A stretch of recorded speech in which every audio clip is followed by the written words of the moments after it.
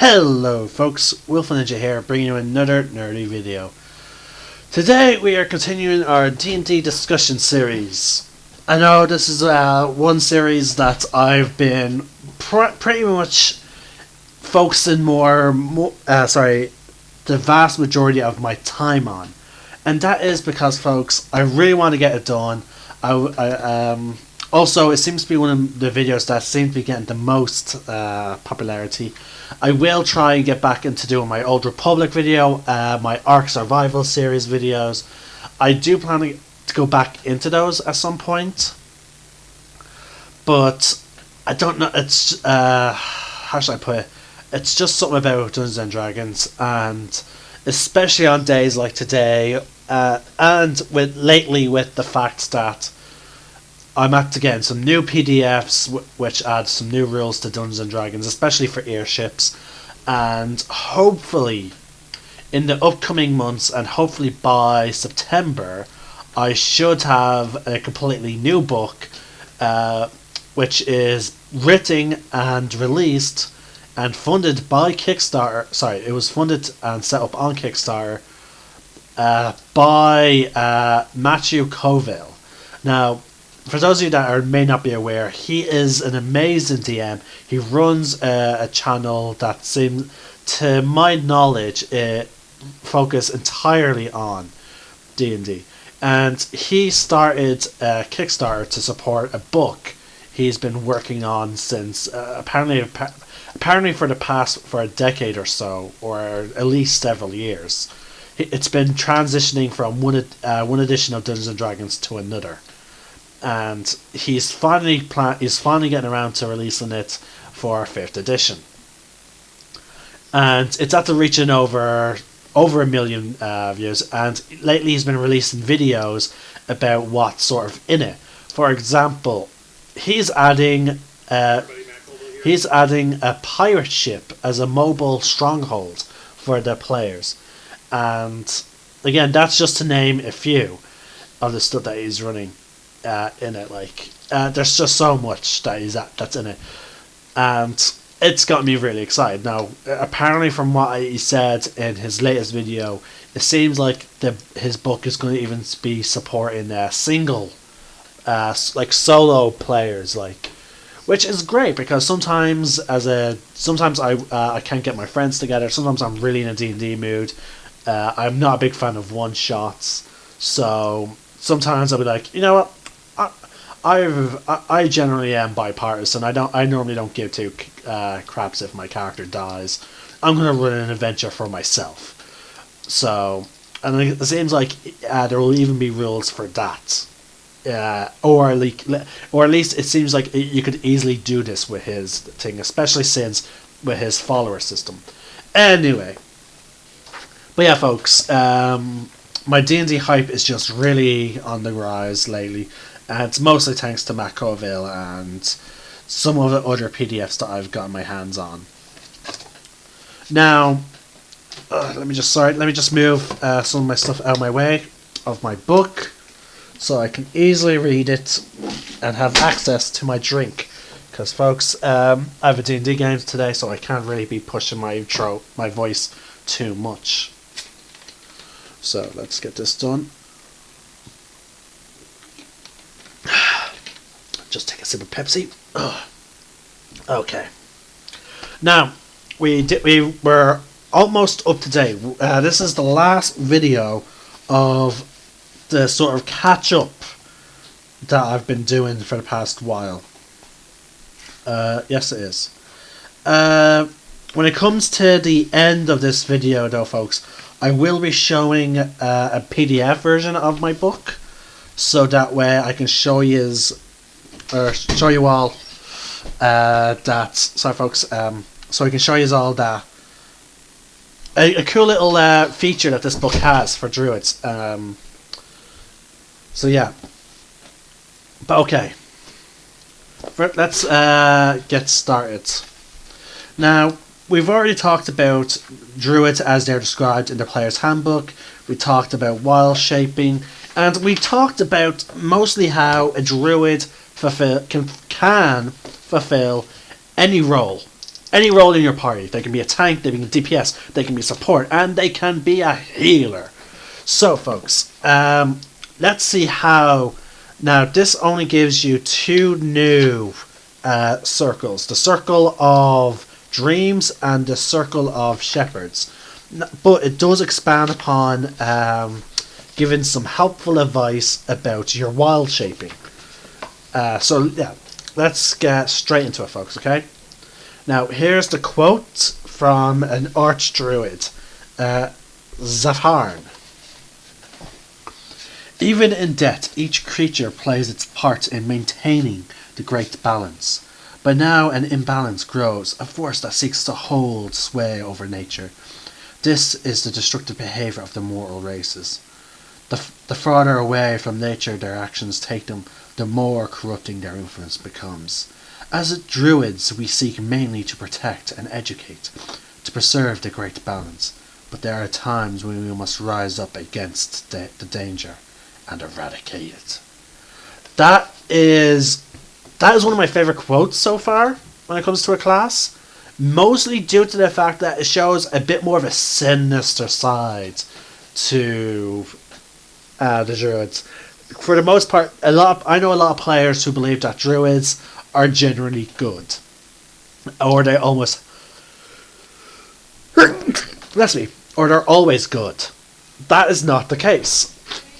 In fact, one of my favorite, a very good TV show of mine, that I watch, called now it's a TV series spin-off. It's a TV series that's based on an old movie that I liked called Teen Wolf. And I liked that show, and they eventually featured druids in it, and they even featured an evil druid. Now I cannot remember for the life of me the name of the evil druid. Oh, I can't. I can't remember the category. But anyway, I like how that quote gives you a bit of a sinister side to it. And it's also sort of coincidental that I'm talking about druids today when the snowstorm warning that's been going on, the red alert that's been going on through my area has been extended due to a large snowstorm that's going apparently all over Ireland. So, anyway, let's get into it, folks. I have to do a quick reply to a message, and then we can get tucked in.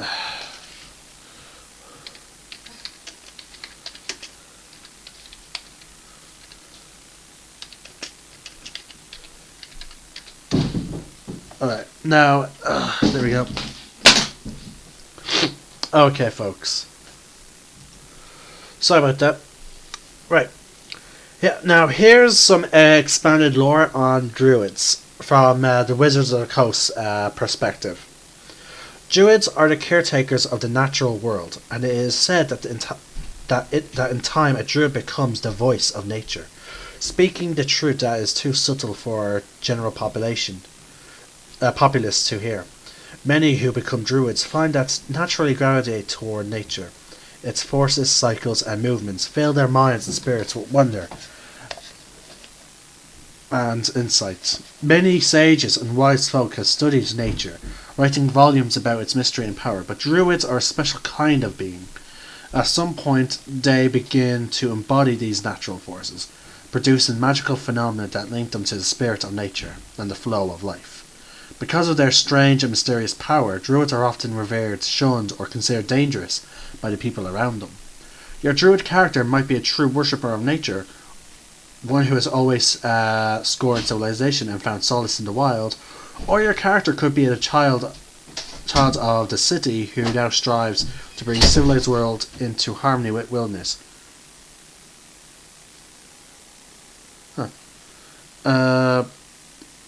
You can use these sections that follow to flesh out your druid, regardless of how your character came to this profession. Now, sorry folks, something weird just happened.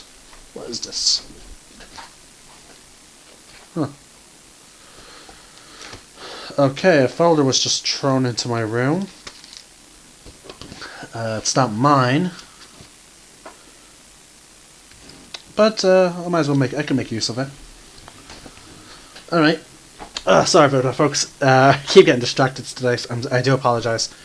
Now, a druid has a treasured item as one of your... as one of the extra role-playing things that druids give you from Xanatar's Guide. One of the other role-playing add-ons is a guiding aspect, a part of nature that you're trying to embody. And then you have a mentor, someone who taught you how to be a druid. So, let's get into the treasured items, shall we? Yes, again, with all these you have 6 options. For treasured items, a twig from the meeting tree that stands in the centre of your village, a vial of water from the source of a sacred river, special herbs tied together in a bundle, a small bronze bowl engraved with animal images, a rattle made from a dried gourd and holly berries, a golden sickle handed down to you by your mentor. Now again, these are just, you can make up your own treasured item. But I find some of these very interesting. Like, they link to either your mentor, like your druid community, or just to nature. And again, you can probably have some fun with your DM to create like stories about the objects.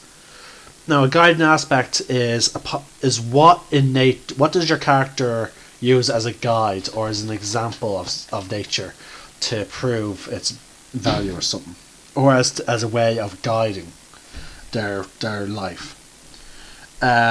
Yew trees remind you of renewing your mind and spirit, letting the old die and the new spring forth. Oak trees represent strength and vitality. Meditating under an oak fills your body and mind with resolve and fortitude. The river's endless flow reminds you of the great span of the world. You seek to act with a long-term interest in nature in mind.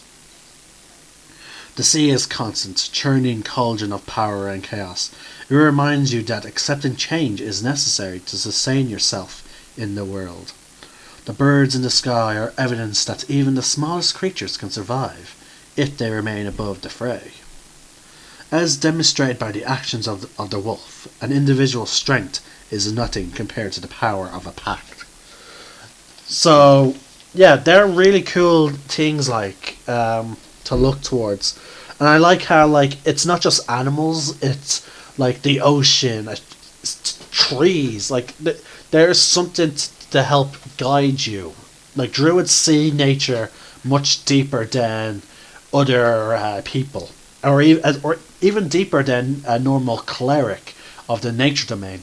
A nature domain cleric prays to a specific god, and they use that god as their guiding light in their life. Whereas with a druid, they actually look to actual nature itself, not a god, but to nature. Now, your mentors. Now, this is interesting. There's some very cool stuff about this. So let's get into it, folks. And you'll find that the last one is particularly interesting and cool. Your mentor was a wise Trent who taught you to think in terms of years and decades rather than in days and months. A Trent, think of an Ent from Tolkien, I think, if I'm remembering correctly. You were tutored by a dryad who watched over a slumbering portal to the abyss. During your train, you were tasked with watching for hidden threats to the world. Pretty cool. I can think of several things to do with that. Your tutor always interacted with you in the form of a falcon. You never saw your tutor's humanoid form. That can be really cool. You were one of several youngsters who were mentored by an old druid, until one of your fellow pupils betrayed your group and killed your master. I would have so much fun with that. You can basically play out a revenge story, which can be really fun. Your mentor has appeared to you only in visions. You have yet to meet this person, and you are not sure such a person exists in mortal form.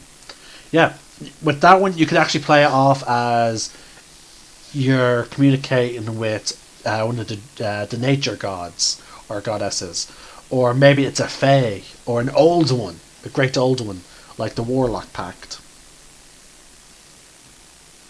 Now, here's the last one, which is very interesting. Your mentor was a werebear who taught you to treat all living things with equal regard. That is really cool.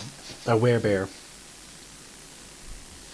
Now, we're going to get into the two new circles, folks. Now, again, these circles is the Circle of Dreams, which is first, and then the Circle of the Shepherd. Each adds a very unique play style to the Druids. So let's get into the lore of the... We'll start off with the Circle of Dreams, and then we'll move on to the Circle of the Shepherd. Druids, who are members of the Circle of Dreams, hail from the regions that have strong ties to the Feywild, its dreamlike realms. The Druids' guardianship of the natural world make for a natural alliance between them and the good-aligned Fey. These Druids seek to fill the world with dreamy wonder. Their magic mends wounds and brings joy to the downcast hearts. And the realms they protect are gleaming, fruitful places, where dream and reality blur together, and where the weary can find rest. Now, starting at second level with this class, you get access to the Balm of the Summer Court. At second level, you become imbued with the blessings of the Summer Court. You are a font of energy that offers respite from injuries.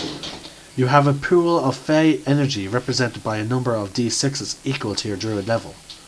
As a bonus action, you can choose one creature you can see within 120 feet of you, and spend a number of those dice equal to half your Druid level, or less.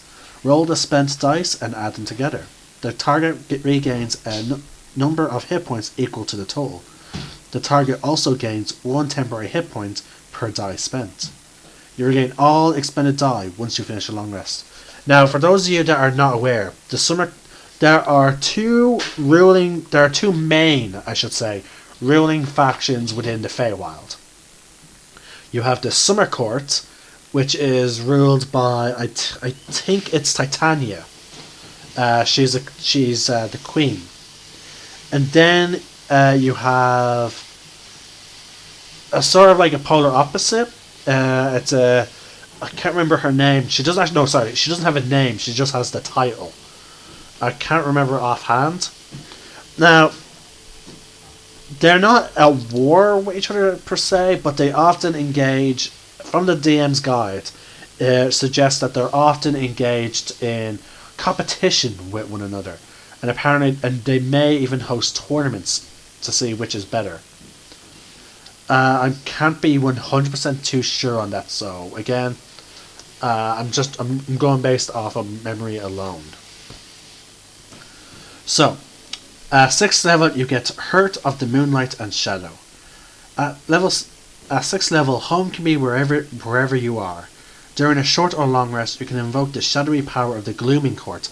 That's the opposite of the Summer Court, to help guard your respite.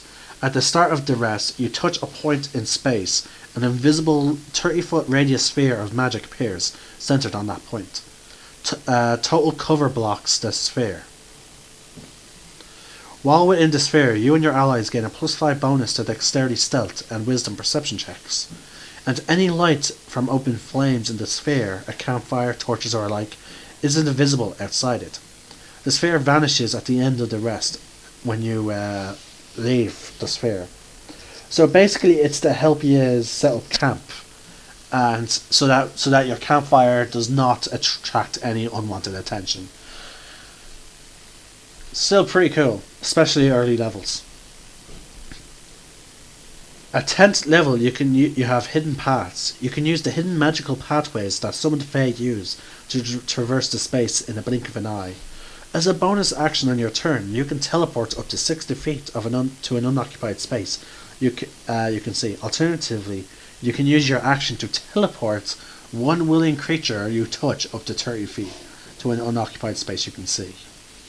You can use this feature a number of times equal to your wisdom modifier, and you regain all your uses when you finish a long rest.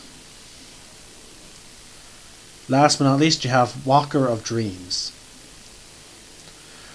At 14th level, your magic of the Feywild grants you the ability to travel mentally and physically through dreamlands. When you finish a long rest, you can cast one of the following spells without expending a spell slot or requiring material components. Dream, which you use as a messenger, scrying, or a teleportation circle. This use of teleportation circle is special. Rather than opening a portal to a permanent teleportation circle, it opens a portal to the last location where you finished a long rest on your current plane of existence. If you haven't taken a long rest on your current plane, the spell fails but isn't wasted. Once you use this feature, you can't do so again until you finish a long rest. So, the spell Dream, I'm not familiar with.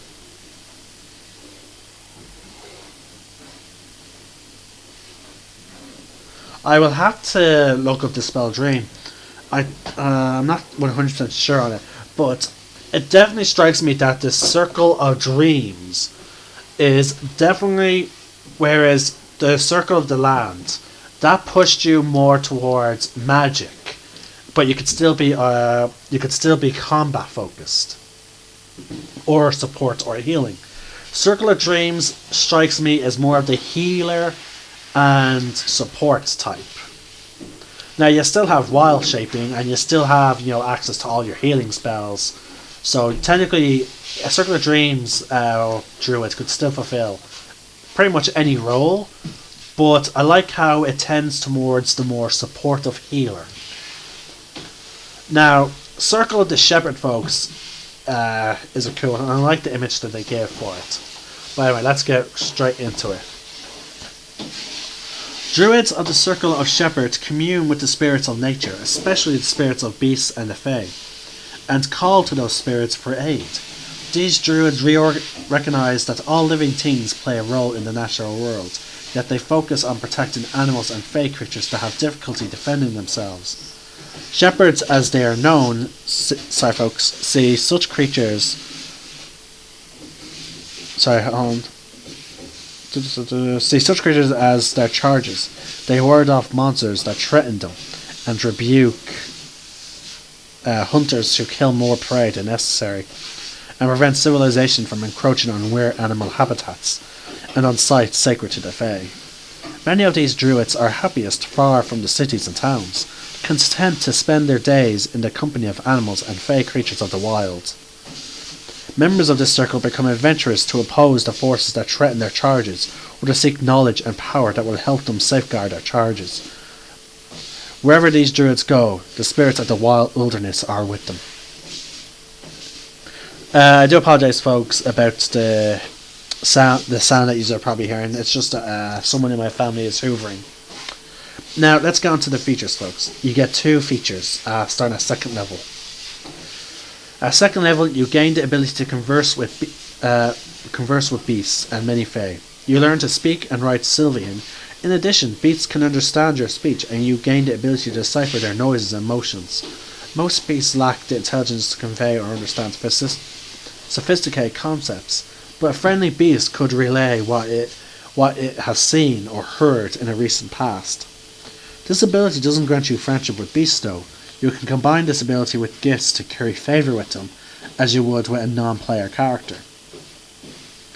Starting at 2nd level, you can call forth. You have a spirit totem. At 2nd level, you can call forth nature spirits to influence the world around you. As a bonus action, you can magically summon an incorporeal spirit to a point you can see within 60 feet of you. The spirit creates an aura in a 30-foot radius around that point.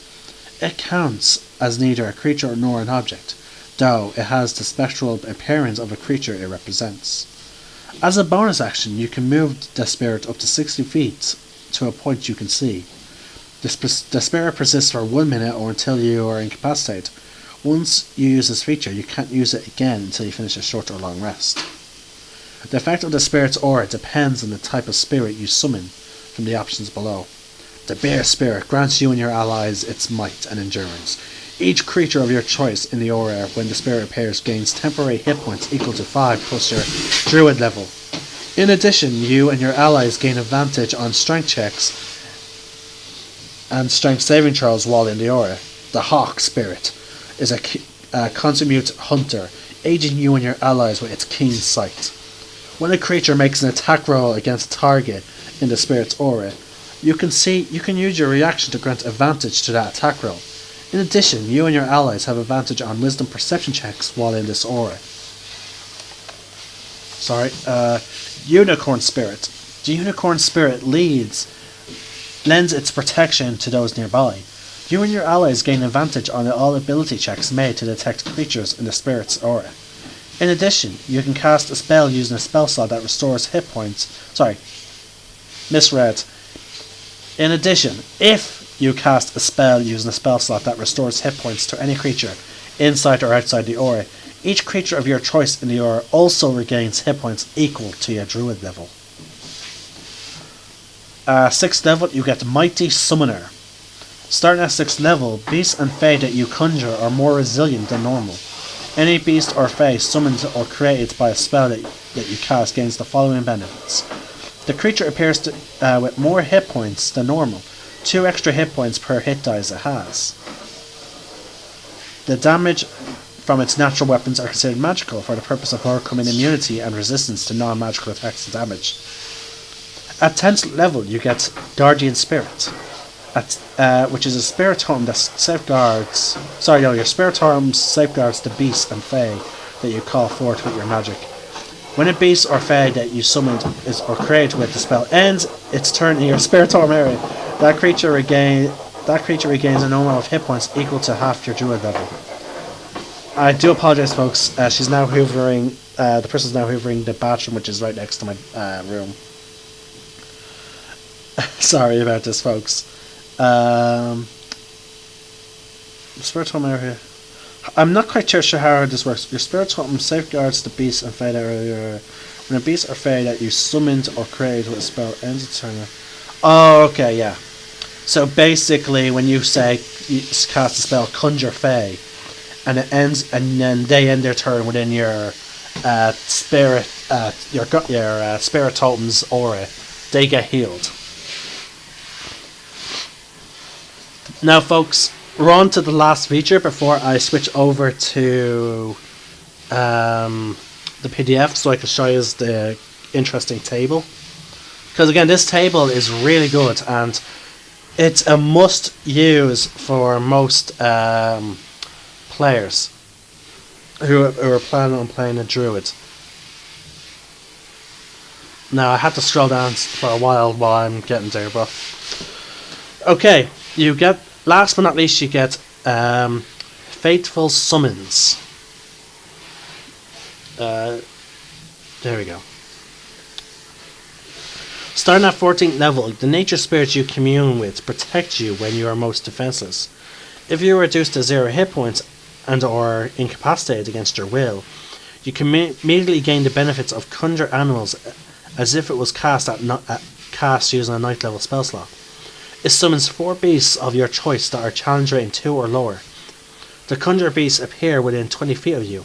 If they receive no commands from you, they protect you from harm and attack your foes. The spell lasts for 1 hour, requiring no concentration, or until you dismiss it, no action required.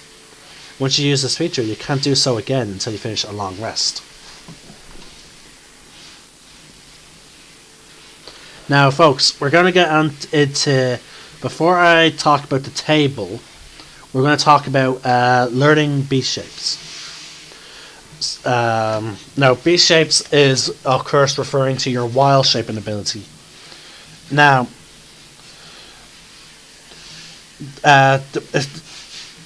Xanathar's Guide talks about how the player's handbook lets you transform into a beast that you have seen.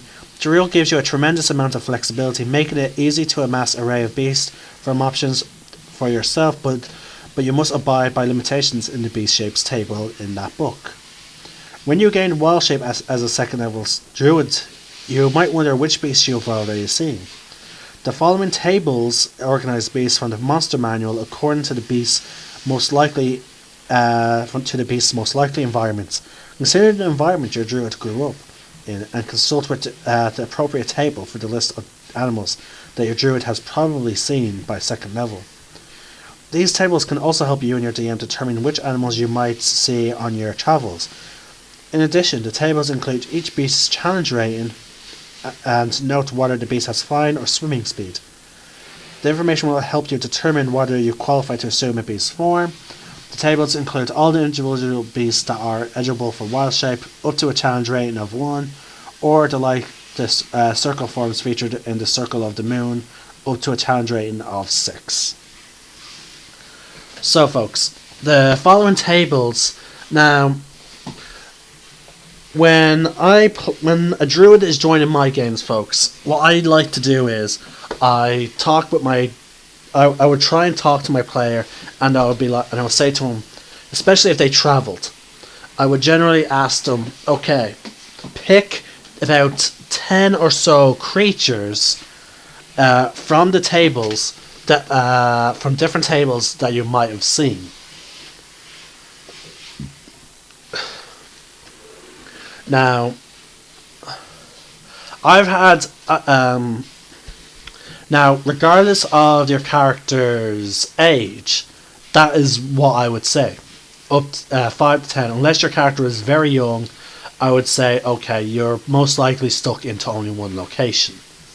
But if you're playing a character, for example, an elf, or someone that lives for centuries, and you travelled the world, like if you're playing like an old elf, then I would say, but you're still playing like a level 2 character, or around level 5. I would say, okay, pick up to about 10 creatures from all manner of different things, and then make that list. Like have a list of the creatures you have seen. Now, I would also now, beyond 5th level, I would probably add 5 then if you're level 10, so 15 for level 10 characters, or beyond 5. And then from level 15, I'll say about maybe 20. If you're playing like beyond level 15 characters, then I would say about 20 or 25 creatures you would have seen. But the point is, that is how I rule druids when it comes to their wild shaping. So, now, I did have one issue with a player before who played a character who was alive for centuries. I believe they were over 200 or 100 years old, or even 300. I asked them to pick out, because their character spent all their time travelling the world, I was like, okay, pick 10 creatures animals you might have seen. The player was not quite happy. So, in the end, we got into an argument about it. The player was really not happy about it, and again, I don't see the big, huge issue. Like, again, sometimes you'll get a player who would be like, no, I would have seen all of these, or, oh no, I should be able to do this. You know, again, I'm sure all the DMs who probably watch my thing, like all DMs probably have at least one player that has done this. Okay, we're now going to just switch over to display viewing, and oh, there we go. Oh, there. Yeah. And now I hope you can see this clearly. I can't really tell by the preview. But as you can see here, there again, you can pause. I'll hover over, like, Arctic has very little selection, but then again, Arctic environments don't have a lot of wildlife. Even when it, so yeah, like, here's some really cool things. Owls, bloodhawks. The coast has a fair number of selection. Now, I was not aware wolf spider was an option. I thought that was a monstrosity, but I guess no. I also like how they include dinosaurs. Like we have the saber-toothed tiger, the mammoth, plesiosaurus. Oh, sorry folks, that's my message that I got. We have like a petrodon. Now, I don't think we have to worry about them for too soon. Because they do have a fly speed, which means you can't shapeshift into them straight away. But yeah, you can even be things as small as a little tiny scorpion. That is really cool. I wonder if you can be a spider. Like, again, like the tiny little freaking arachnids. Ugh, I hate them. But okay, let's see what else. The desert has a nice couple of selections, even to giant scorpion.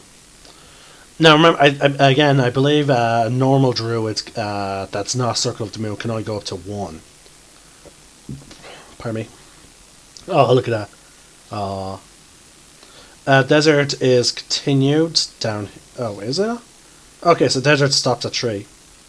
Well, forest.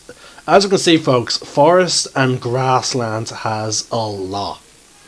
Let's see. Does no really no spider? I like the challenge rating 0. As in, yeah, you hit these creatures, they're just dead. They're dead. There's no ifs or buts about it. Those creatures are dead. I do find, let's see here, there's some really cool, interesting ones, like... Again, some of them are shown up from other environments. Because again, let's face it, there's some creatures travel between environments, like, you know. There's a Triceratops, a good old classic. Alright, now we're on to hill. Swamps. Yeah, still no spider. I guess you can't transform into a spider. That's weird. They even include some underwater ones, that's great. The highest CR, though, you can transform into is 6, and that seems to be the mammoth. I have no idea exactly how powerful a mammoth is, but the fact that it's a CR6, I imagine it must deal lots of damage with its trunk or tusks, or maybe it just has lots of health, you know?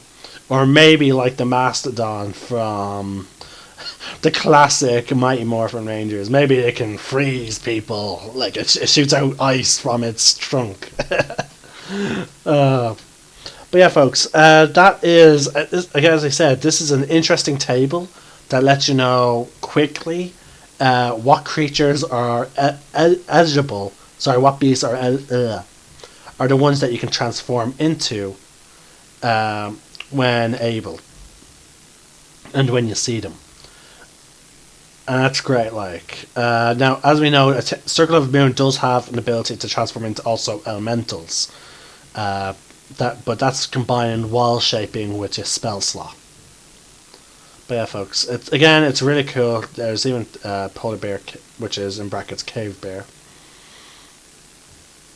for the Underdark. That just gives you some clarity that, like, oh yeah, most of the Underdark creatures are not going to be beasts. I like that. Bloodhawk has showed up a lot, though. You know? Then again, birds do get around, folks. But anyway, folks, that's it for this video.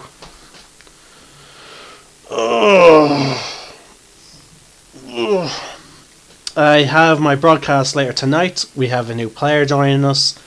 I hope he has fun, and I hope you will enjoy today's interesting broadcast. That won't be until, again, I will repeat, for those of you that live close to Ireland, such as the UK, and I think Spain. I can't say. I think we're GMT +1. I'm not too sure, but anyway, London time or England and Ireland. So, folks, the time will be at 10 o'clock from my time zone.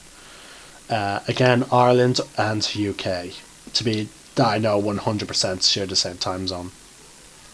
So, with that, this is if you like this video, click the like button. If you want to leave a comment, and I will reply, or at least I'll give you a thumbs up. Also, if you want to make sure that you're always notified when I release new videos, hit the subscribe button.